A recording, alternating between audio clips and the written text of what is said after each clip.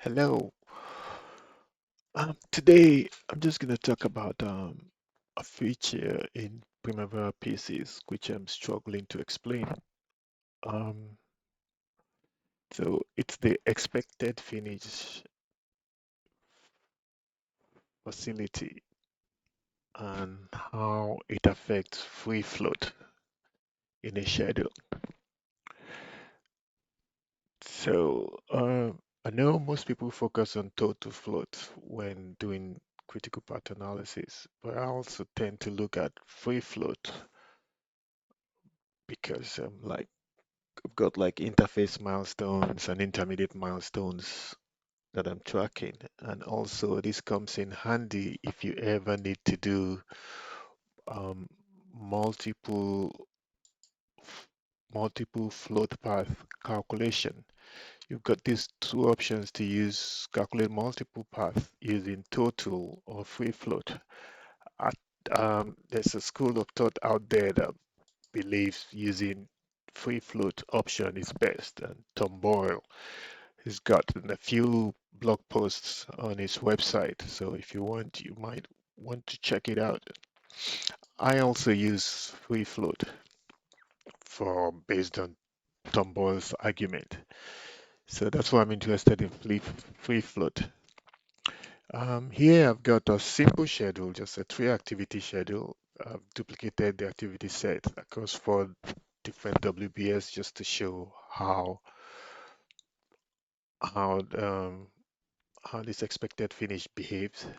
So if you take the first WBS, it's for no constraint. All the activity, there's no constraint on any of the activity. Here I've got expected finish, WBS, and I've applied expected finish against two activities. You can see there. Let's also see it here. Um, Here I've applied the finish on or after constraint, a soft constraint, just to see how it behaves. And here it's a hard constraint, finish on constraint. Now, these two, activity one and two, are in progress in all the WBSs, and you can see, as expected, with one and two being linked to three, there's no free float because one drives the start date for three, and also the total, the critical part, the total float, kind of the lowest zero here, so that's fine. But if you look at the expected finish, because I've applied expected finish to these two activities, the total float columns are fine. The total float calculations are fine. But if you look at the free float for the second activity, which is off critical path, you expect it to show 8 days, but it's showing zero. Why is that? You know, I have no idea. I just tried to find out what's happening for months, and I can't get any answer anywhere online. If you see the soft constraint behaves as expected, free float is 8, total float 8, that's fine. And the hard constraint, finish on constraint, behaves as expected, free float is 0, but because it's got a hard constraint, it turns it into critical, makes it critical to show total floats of 0.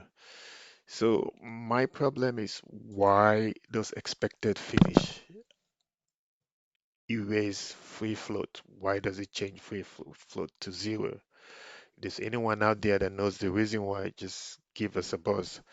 And for those who use expected finish and also use free float, just pay attention to this. Just watch out for it because expected finish affects free float.